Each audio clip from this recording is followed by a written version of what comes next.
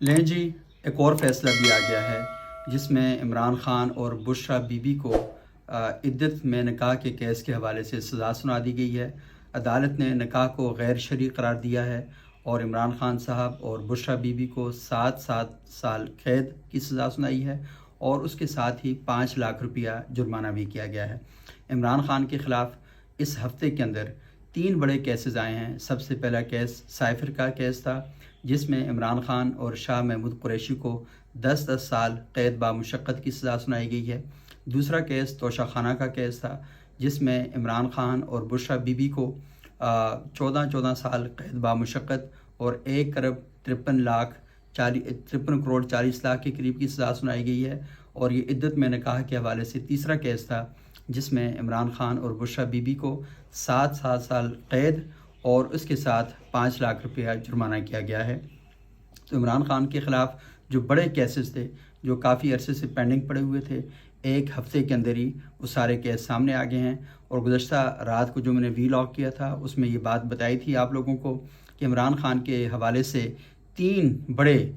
جو ایشو تھے لوگوں کے سامنے رکھے گئے تھے کہ لوگ عمران خان کو کیوں پسند کریں، عمران خان کو کیوں چاہیں، عمران خان کو کیوں ووٹ دیں۔ تو سب سے پہلی بات یہ بتائی گئی تھی کہ یہ محب وطن سیاستدان ہے، سب سے بہترین سیاستدان ہے اور یہ پوری دنیا میں پاکستان کا فیس ہے، پاکستان کا چہرہ بنے گا۔ تو یہ سب سے امپورٹنٹ اور سب سے بڑی بات کی گئی تھی۔ اور پھر اس کے بعد دوسرا جو ایشو تھا وہ یہ تھا کہ یہ صادق اور امین ہے، پاکستان میں اس جیسا کوئی بندہ نہیں ہے۔ اور دوسرا یہ تھا، تیسرا یہ تھا کہ مذہب پسند ہے، اسلام پسند شخصیت ہے، تیسری یہ والی بات کہی گئی تھی۔ تو اب آپ دیکھ رہے ہیں کہ جو پہلا ایشو تھا اس میں عمران خان کو سزا دے کر پوری دنیا تک یہ پیغام پہنچایا گیا ہے کہ پاکستان کا جو سیکرٹ تھا اس نے پوری دنیا کے ساتھ شیئر کیا اور اس طرح وہ محب وطن نہیں رہا، وہ غدار کی کیٹیگری کے اندر ان کو لا کے کھڑا کر دیا گیا ہے۔ اور دوسرا ایشو کہ وہ صادق اور امین ہے، توشہ خانہ میں چوری کا ایک طرح سے کیا گیا اور یہ کہا گیا کہ وہ صادق اور امین نہیں رہے، تو اس طریقے سے ان کے اوپر جو دوسرا لیبل تھا کہ وہ ایک شریف النفس آدمی ہیں، صادق اور امین ہیں، تو اس کو بھی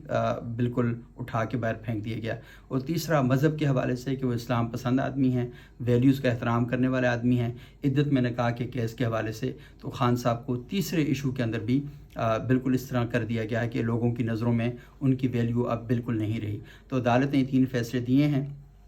پاکستان کی سیاست بڑی دلچسپ رہی ہے اور آپ دیکھتے ہیں کہ جو پسند ہوتا ہے اسے آسمانوں تک لے کے چلے جاتے ہیں اور جو ناپسند ہوتا ہے اسے اتنا گرا دیا جاتا ہے کہ وہ پستی میں بھی دکھائی نہیں دیتا۔ عمران خان صاحب نے کہا کہ 1 نہیں 200 کیس میرے خلاف بنا لیں، میں ڈیل نہیں کروں گا، اپنی جگہ پر کھڑا رہوں گا۔ اور خان صاحب نے گزشتہ روز یہ بات بھی کہی کہ جب وہ اٹک جیل میں قید تھے تو اس وقت مجھے یہ کہا گیا کہ آپ اپنے آپ کو بنی گالہ تک محدود کر لیں، 3 سال تک خاموشی اختیار کر لیں، آپ کو کچھ نہیں کہا جائے گا، لیکن اس وقت میں نے اس ڈیل کو قبول نہیں کیا۔ اسی طریقے سے بشریٰ بی بی بھی یہی کہتی ہیں کہ ان کے ساتھ بھی ڈیل کرنے کی کوشش کی گئی اور وہ ڈیل کامیاب نہیں ہوئی، تو پھر مجھے ذلیل کرنے کا پروگرام بنا دیا گیا۔ پاکستان کی سیاسی تاریخ اسی طرح کے الزامات سے لتھڑی ہوئی ہے اور ہم دیکھتے ہیں کہ ہمارا میڈیا بھی اسی طرح کی چیزوں کو پروموٹ کرتا ہے، کیونکہ یہ فیصلے آئے ہیں، کیس ہم سب کے سامنے ہے، ظاہری طور پر شہادتیں بھی موجود ہیں، جرح بھی ہوئی ہے، قانونی پروسیس بھی پورا کیا گیا ہے، لیکن ان سب چیزوں کے باوجود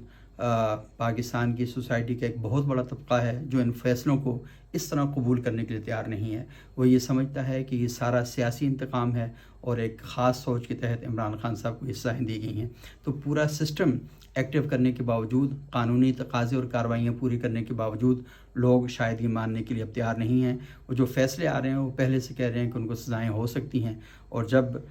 تلوار سر پہ لٹک رہی ہوتی ہے اور آپ فالو نہیں کر رہے ہوتے تو پھر اس طرح کے پرابلم ہمارے سامنے آتے ہیں۔ لیکن میں آپ کو تھوڑا سا پیچھے لے کر چلوں گا، 2018 کی بات ہے، 17 کی بات ہے، نواز شریف صاحب کے ساتھ سیم اسی طرح کی چیزیں ہمارے سامنے ہیں کہ وہ سامنے آئی ہیں، اور اس وقت کچھ لوگ خوش ہو رہے تھے، چھلانگے لگا رہے تھے، آج کچھ اور لوگ خوش ہیں، چھلانگے لگا رہے ہیں۔ لیکن یہ ہے کہ پاکستانی سیاستدان کب اکٹھے ہوں گے اور کب مل بیٹھ کر یہ بات سوچیں گے کہ اس طرح کے جو مسائل ہیں ان کا حل کیا ہو سکتا ہے۔ پاکستان آگے نہیں بڑھ رہا، پاکستانی قوم آگے نہیں بڑھ رہی، پاکستان کے فیصلہ ساز آگے نہیں بڑھ رہے اور ابھی تک